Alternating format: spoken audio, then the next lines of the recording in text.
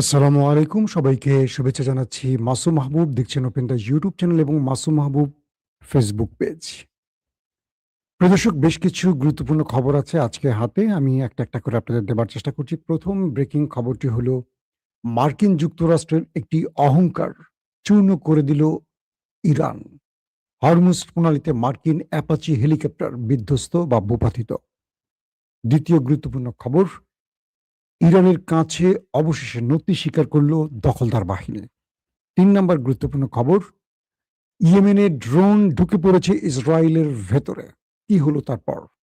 পাশাপাশি হিজবুল্লাহ এবং দখলদার বাহিনীর সংঘর্ষ অব্যাহত আছে এবং ডোনাল্ড ট্রাম্প শেষ রাতে নেতানিয়াহুকে কি বলেছিল? চলুন আমি একটা করে এই খবরগুলো আপনাদের দেবার চেষ্টা করছি। শুনতে দেখতে কোনো প্রবলেম আছে কিনা আমাকে কমেন্ট করবেন। যদি সব ঠিক থাকে তো ভালো। ভাই অনেকদিন পরে লাইভ দেখতেছি। কেন ভাই অনেকদিন পরে দেখছেন কেন? কোথায় ছিলেন এতদিন আপনি? লন্ডন থেকে জাহির শুভেচ্ছা জানিয়েছেন না ভাই? আপনাকেও শুভেচ্ছা। আমার প্রিয় শহর লন্ডন। অনেকদিন লন্ডনকে মিস করছি। দেশে আসার পর আর যাওয়া হলো না। যাবো ইনশাআল্লাহ শিগগিরই। কাতার থেকে মোহাম্মদ আব্দুল্লাহ আল মামুন, তিনি ৪ বছর আমার ভিডিও দেখছেন। জি, আপনার জন্য ভালোবাসা। হবিগঞ্জ থেকে আনোয়ার হোসেন। জি। আসেন আমি একটা করে খবরে যাচ্ছি। সব ঠিক আছে কিনা? ওকে? সামরিক বাহিনীর মুখপাত্র ইয়াহিয়া সারি বেঁচে আছেন, শহীদ হয়ে গেছেন, প্লিজ জানাবেন। এখন পর্যন্ত এরকম কোনো খবর পাইনি যে তিনি শহীদ হয়ে গেছেন। যতটুকু আমাদের কাছে তথ্য ততটুকুই দিব। তিনি তো কালকেও স্টেটমেন্ট দিয়েছেন। আজকে এরকম খবর কিছু গণমাধ্যমের উড়াধুরা খবরের উপর এখনো আস্থা রাখতে চাই না। নির্ভরযোগ্য কোনো সূত্রের খবর পেলে অবশ্যই আপনাদেরকে নেক্সট ভিডিওতে জানাবো। দর্শক, ১ম যে খবরটি, ইরান এবং ইসরায়েলের মধ্যে হামলা আপাতত বন্ধ আছে। এর প্রধান কারণ হলো, ইরানকে নিয়ে ইসরায়েলের যে পরিকল্পনা ছিল সেটা ভেস্তে গেছে। দুটো বিষয় আমাদের আলোচনায় এসছে। আমি দুটো বিষয় তুলব। একদম রাইট কোনটা আমি বলতে পারবো না, অন্য কেউ বলতে পারবো না, সংশ্লিষ্ট ব্যক্তিরা ছাড়া। অর্থাৎ আমেরিকার সেনাবাহিনীর একটি উচ্চ পর্যায়ের অনুমতি নিয়েই ইসরায়েল এই হামলাটি করেছিল। কেউ বলছে এখানে ডোনাল্ড ট্রাম্পের অনুমতি ছিল না বা ডোনাল্ড ট্রাম্প পূর্বে জানতেন না, কিন্তু সামরিক বাহিনী জানতো আমেরিকার। যখন ইরান নিজ থেকে বৈরুতে হামলার প্রতিশোধ হিসেবে আক্রমণটা শুরু করলো, ইরান খুব বড় আকারে আক্রমণ করেছে। পাল্টা জবাবে ইসরায়েল ট্রাম্পের নির্দেশ অমান্য করে ট্রাম্প বলেছিল যেন ইরানে পাল্টা হামলা না করে। তারপর ২.৫ থেকে ৩ ঘন্টা পর ইসরায়েল কিন্তু রিটালিয়েট করেছে ইরানে, এবং ইরানের পেট্রোকেমিক্যাল কয়েকটি গবেষণা বিশ্ববিদ্যালয় গবেষণা কেন্দ্র থেকে শুরু করে গুরুত্বপূর্ণ কয়েকটি বাণিজ্যিক প্রতিষ্ঠানে হিট করে। উত্তরে ইরান তার দ্বিতীয় অ্যাটাকগুলো হাইফা থেকে শুরু করে ইসরায়েলের গুরুত্বপূর্ণ বাণিজ্যিক স্থানগুলোতে টার্গেট করে। তাদের বিমানবন্দর, নেভাত্তাম কি জানেন? যারা আমার ভিডিও নিয়ে দেখেন তারা জানেন। নেভাত্তাম হলো আমেরিকা থেকে পাওয়া ইসরায়েলের সবচেয়ে আধুনিক যে যুদ্ধ বিমান F-35, 5th প্রজন্মের স্টিলথ প্রযুক্তির। সেই নেভাত্তাম বিমানবন্দরে ইসরায়েল তার সবচেয়ে আধুনিক যুদ্ধ বিমানগুলোকে সংরক্ষণ করে বা রাখে। এখান থেকে ফ্লাই করে এবং এখান থেকে ইরানে বা বিভিন্ন দেশে আক্রমণ করে। সেখানে হিট করেছে ইরান। পাশাপাশি তাদের যে বেনগোরিয়ান বিমানবন্দর, সেখানে হিট করেছে। তো এরপর আরো কয়েকটি জায়গায় যখন হিট করা হয়েছে, ইসরায়েল সবগুলো ইন্টারসেপ্ট করতে পারেনি। পরবর্তী ইসরায়েল দেখলো যে তারা ইরানের কাছে যে মারটা খেয়েছে, ইরানকে যতটুকু মেরেছে তার চেয়ে ডবল মার তারা খেয়েছে। ইরান বলল, আমরা আরো বড় পরিসরে অ্যাটাক করতে যাব।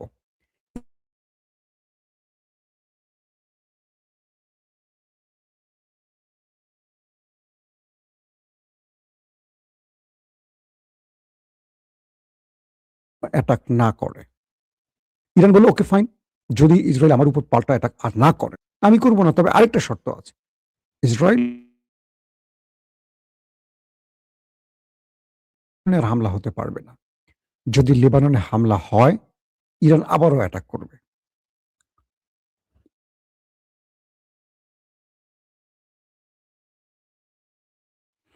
তো দুই দেশের মধ্যে আপাতত চুপচাপ একে অপরকে আপাতত মারছে না। কিন্তু লেবাননে আক্রমণ দুপক্ষের মধ্যে চলছে দক্ষিণ অঞ্চলে, এটা বৈরুতে।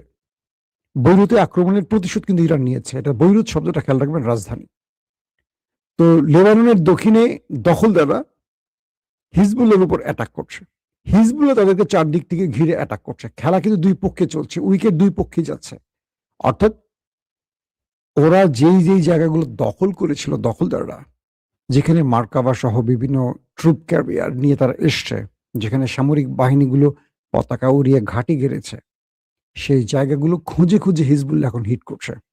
হিজবুল্লাহর অ্যাটাকে প্রচুর হতাহতের খবর আসছে, কিন্তু এই পরিসংখ্যানটা কখনো সঠিকভাবে দেয়া যাবে না। এর প্রধান কারণ, ইসরায়েল কখনো সঠিকটাকে অ্যাডমিট করে না। তো হিজবুল্লাহর খেলা টানা চলছে। এরই মধ্যে আপনারা জানেন যে কালকে হুতিরা ইরানের সাথে যুক্ত হয়ে ইসরায়েলে অনেকগুলো মিসাইল মেরেছে। আজকে একটি খবর আসছে যে ইসরায়েলের ভেতরে ঢুকে পড়েছে একটি হুতিদের ড্রোন, ছোট আকারের একটি ড্রোন, এবং সেটা বিভিন্ন অঞ্চল ঘুরে হুতিকে পারফেক্ট করেছে। পরবর্তী সেটাকে দুটো প্যাট্রিয়ট মিসাইল দিয়ে পৃথিবীর সবচেয়ে উন্নত প্রতিরক্ষা ব্যবস্থা ব্যবহার করে সে অল্প দামি ড্রোনটাকে ভূপাতিত করতে হয়েছে কাকে? ইসরায়েলকে। এক ধরেন একটা 1 লক্ষ টাকার ড্রোন, তাকে মারতে 1 কোটি টাকার ড্রোন মারা লাগলো। আরো বেশি হবে, 10 কোটি টাকার ধরেন একটা মিসাইল মারা লাগলো, এরকম। তো এই খেলাগুলো ইরান খেলছে তার মিত্রদের দিয়ে এবং নিজেও খেলছে। অল্প টাকায় বেশি টাকা ক্ষতি করা। তো বলা হচ্ছে যে এই মূল্যবান প্যাট্রিয়ট মিসাইল দিয়ে সেই ছোট্ট ড্রোনটাকে ইন্টারসেপ্ট করতে হয়েছে, অথচ তার মধ্যেই হিজবুল্লাহ যা নেওয়ার ড্রোন দিয়ে নিয়ে নিছে, মানে লোকেশন ট্র্যাক করে নিয়ে ফেলছে।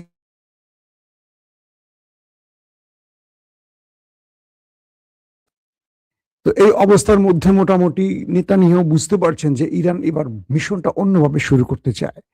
চারদিক থেকে ইরান তার প্রক্সি বাহিনীগুলো দিয়ে ইসরায়েলকে অ্যাটাক করার যে প্ল্যানটা করছে, ডোনাল্ড ট্রাম্প আপাতত ইসরায়েলকে রক্ষা করেছেন। কারণ ইরান 40 দিনের যুদ্ধেও হুতিদের এভাবে ব্যবহার করেনি।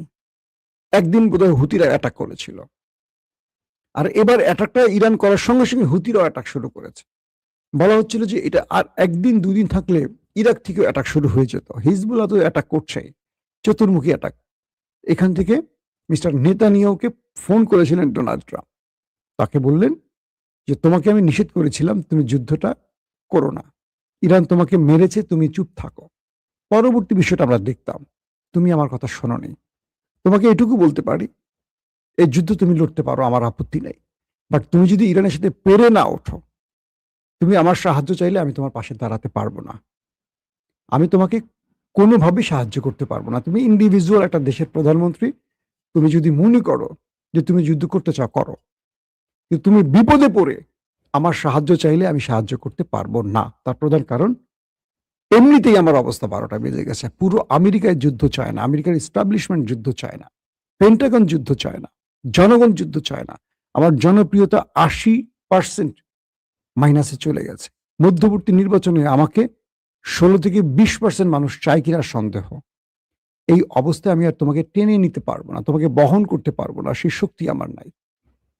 তুমি করো কি করবা সেটা তোমার বিষয়, কিন্তু মার খেয়ে তুমি আমার সাহায্য চাইলে আমি আসতে পারবো না। এরপর নেতানিয়াহু বেলুনের হাওয়া বের হয়ে গেলে কেমন হয় বুঝতে পারছেন তো, এরকম হয়ে গেছে। দর্শক, মাসুম ভাই ভারতের জন্য কিছু দোয়া করেন, করে দেন। আচ্ছা, দোয়া করে দেব আজকে ভারতের জন্য। কি নরেন্দ্র মোদীর জন্য?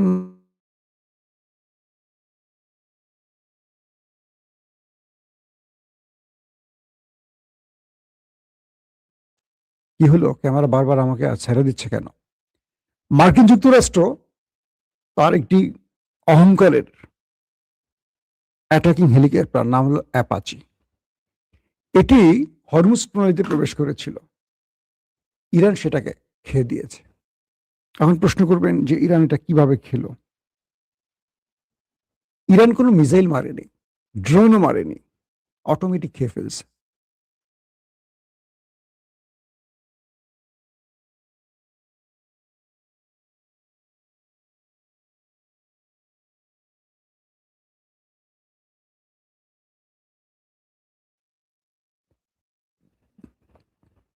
এটিকে ইলেকট্রনিক্স ওয়ারফেয়ারের মাধ্যমে খতম করেছে ইরান। আপনাদের মনে আছে পাকিস্তান এবং ভারতের যুদ্ধে পাকিস্তান এই ইলেকট্রনিক্স ওয়ারফেয়ার ব্যবহার করে রাফেলকে সার্চ করেছিল। সেই প্রযুক্তি তুরস্ক দিয়েছিল পাকিস্তানকে। এখন যেটা হচ্ছে সেটা হলো এই হরমুজ প্রণালীতে অ্যাপাচি হেলিকপ্টারটা ঢুকেছিল এবং এটাকে ইলেকট্রনিক্স ওয়ারফেয়ারের মাধ্যমে এটা সিস্টেমকে লস করে দেয়, হ্যাক করে বা কোনোভাবে এটা লস করে দেয়। বিমানটা তার নির্ধারিত জিপিএস ভুলে যায়, লোকেশন ভুলে যায় এবং এটা কন্ট্রোলহীন হয়ে যায়। এটার স্ক্রিন ব্ল্যাক আউট হয়ে যায়। এটা যে কোনো কমান্ড দেবে সেই কমান্ড তার সক্ষমতা হারায়। ইলেকট্রনিক্স ওয়ারফেয়ার সিস্টেমটা এরকম হয়। ধরেন পাইলট এটিকে চালাবে, তার একটা জায়গায় বসে সে একটা জিপিএসকে ধরে এটা চলে। এত স্পিড একটা বিমান যখন যায়, আপনি বলেন এই বিমানটাকে নিয়ন্ত্রণ পাইলট কিভাবে করে? তার স্ক্রিনে একটা সিস্টেম বসানো থাকে, সেই সিস্টেমে সেই রুট ধরে সেটাকে চলতে হয়। এটাকে যখন ব্ল্যাক হয়ে যায়, অন্ধকার হয়ে যায়, এটা যেন আর চলার পথ খুঁজে পায় না, সিস্টেম লস হয়ে যায়, তখন এটা ভূপাতিত হওয়া ছাড়া বিকল্প পথ থাকে না। তো ঠিক অ্যাপাচির ক্ষেত্রে এমন কিছু হতে পারে, আবার বলছি হতে পারে, ধারণা করা হচ্ছে। কারণ এখন পর্যন্ত আমেরিকা বলেনি ইরান কোনো হামলা করেছে, আর ইরানও বলেনি তারা হামলা করেছে। প্রশ্ন উঠল আমেরিকা হরমুজে এসে আর ফিরতে পারছে না কেন? তাদের ডিস্ট্রয়ার এসছে, আগুন ধরে চলে গেছে। রণতরী এসছে, আগুন ধরে চলে গেছে। গ্রিস বন্দর এখন সেটা চিকিৎসা চলছে। রিফুয়েলিং ট্যাঙ্কার আসছে, সেটাও কট হয়ে গেছে। F-35 এসছে, অল্পের জন্য প্রাণে রক্ষা পেয়েছে, কোন রকম জরুরি অবতরণ করে এটা এই অঞ্চল ত্যাগ করেছে। MQ-9 রিপার আসছে, কয়েক দফা কয়েকটি ড্রোন ভূপাতিত হয়ে গেছে। এবার অ্যাপাচি হেলিকপ্টার। অর্থাৎ আমেরিকা এই অঞ্চল থেকে তার যে অ্যাক্টিভিটিস, নজরদারি বা আক্রমণ ভাগ সাজানোর জন্য যার পরিকল্পনা, সেগুলো তার এই এয়ারক্রাফট দিয়ে তৈরি করছিল। আর যেগুলি হরমুজ প্রণালীতে ঢুকেছে কোনো না কোনো ভাবে, সেগুলো এইভাবে বিপদে পড়েছে। ওই যে বারমুডা ট্রায়াঙ্গেলের মতো, কোনো জাহাজ গেলে নিচে চলে যায়। তো হরমুজ প্রণালী এমন কি তাবিজ বসিয়ে রেখেছে ইরান, যেখানে আমেরিকা গিয়ে সুষ্ঠুভাবে আর ফিরে আসতে পারছে না। আমেরিকা আসলে বড় বেকায়দায় পড়ে গেছে। একদিকে তারা না পারছে হরমুজ প্রণালীর কন্ট্রোল নিতে, তারা অনেক দিন এখানে নেভাল ব্লকেট তৈরি করে রেখেছে, কিন্তু ইরানের জাহাজ আসছে যাচ্ছে সবই করছে, দুই একটা জাহাজে আক্রমণ করা ছাড়া কিচ্ছু করতে পারেনি। তার মানে আমেরিকা যে নেভাল ব্লকেট করে ইরানকে চাপে ফেলতে গেছে, উল্টো তারা নিজের চাপে পড়ে গেছে। এখন ডোনাল্ড ট্রাম্প বলছে ইরানের সাথে তার আলোচনা চলছে, আলোচনা শীঘ্রই শেষ হয়ে যাবে এবং দ্রুত একটা সমাধান হবে।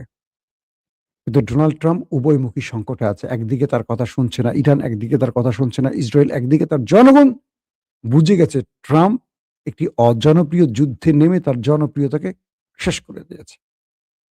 সবকিছু মিলে ট্রাম্পের অবস্থা এখন করুন। তিনি এখন ইরানকে বলছেন যে তুমি আর আক্রমণ করো না, আমি ইসরায়েলকে বুঝিয়েছি, আসো আমরা শান্তির দিকে হাঁটি। ট্রাম্পের অবশেষে মনে হলো শান্তির দিকে হাঁটার কথা। ইরান বলে দিয়েছে আমার 24 বিলিয়ন মার্কিন ডলার ফেরত দাও, আগে সবার আগে ফেরত। তুমি যে বলছো তোমার মিত্রদের, যেই গালফ কান্ট্রিকে তুমি ক্ষতিপূরণ হিসেবে আমার টাকা দেবা, তুমি দেয়ার কে? তাহলে প্রশ্ন হলো, তুমি আমার টাকাগুলি ওদেরকে দিবা, এই আক্রমণের আগে সেই টাকা তো আমার ছিল, তখন আমাকে দাওনি কেন?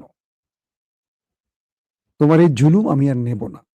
আলোচনা যদি চূড়ান্ত লক্ষ্যে পৌঁছতে হয়, তোমাকে আমার 24 বিলিয়ন আমার জব্দকৃত অর্থ সম্পদ ফেরত দিতে হবে। পাশাপাশি হরমুজ প্রণালী আমার কন্ট্রোলেই থাকবে, এখান থেকে আমরা টোল নেবই, কোনো ছাড় নেই। আর তোমার নিষেধাজ্ঞা প্রত্যাহার করতে হবে। ইউরেনিয়াম ইস্যুতে আমি তোমার সাথে কোনো আলোচনা করতে চাই না, সেটা আরো 60 দিন পরে আলোচনা করো। আর ইউরেনিয়াম আমি কোনোভাবেই, তোমাকে দূরের কথা, কোনো রাষ্ট্রের হাতে দিতে রাজি নই। আর এই ঠিক এই বিষয়টি রাজি নই সঙ্গে যুক্ত হয়ে গেছে IAEA, যারা আন্তর্জাতিক পরমাণু গবেষণার প্রধান ব্যক্তিরা আছেন। তারা এখন বলছেন ইরান কি এই যুদ্ধবিরতির সময়ের মধ্যে কোনো নিউক্লিয়ার বানিয়ে ফেলছে কিনা, কারণ তাদের কাছে ইরানের ইউরেনিয়াম নিয়ে কোনো তথ্য নাই। কারণ ইরান IAEA এর সকল মেম্বারকে ইরানে প্রবেশ নিষেধ করে দিয়েছে, কারণ ইরান অভিযোগ করেছে এরা ইসরায়েল এবং আমেরিকার হয়ে কাজ করেছে, যে কারণে আমেরিকা এবং ইসরায়েল নিখুঁতভাবে তাদের নিউক্লিয়ার সাইটগুলোতে আক্রমণ করতে পেরেছে। এখান থেকে তথ্যগুলো তারা সেখানে লিক করে। এই কারণে ইরান IAEA কে আর ইরানে ঢুকতে দেবে না, যার ফলে তারা এখন আতঙ্কিত যে ইরান এই সময়টির মধ্যে নিউক্লিয়ার বোমা বানিয়ে ফেলল কিনা। সম্ভাবনা এটি সবচেয়ে বেশি। আর তাই আমেরিকা বারবারই বলছে তোমার ইউরেনিয়াম অন্য কাউকে দাও, লাগলে আমাকে দাও না, অমুককে দাও, আমি দেখতে চাই তুমি ইউরেনিয়ামটা কোনো বোতলের মধ্যে ঢুকে বোমা বানাইছো কিনা, নাকি ইউরেনিয়ামটা তুমি এখনো রেখে দিছো তোমার পজিশন মতো, আমি এটা একটু কনফার্ম হতে চাই। কারণ আবার ইরান কেন বলছে আমি ইউরেনিয়াম নিয়ে কোনো কথা বলতে রাজি না, তার মানে ইরান ওইটাকে বোতলে ঢুকে ফেলছে, মানে বোমা হয়ে গেছে। এই ডাউটটা এখন সবার মাঝে। বিদায় নিচ্ছি আজকের মতো, প্রত্যেকে ভালো থাকবেন, আল্লাহ হাফেজ। ওপেন দাইস মানে সত্যকে সত্য বলা, মিথ্যেকে মিথ্যে বলা। আমরা শোনা কথা নয়, চোখে যা দেখি তাই বলি।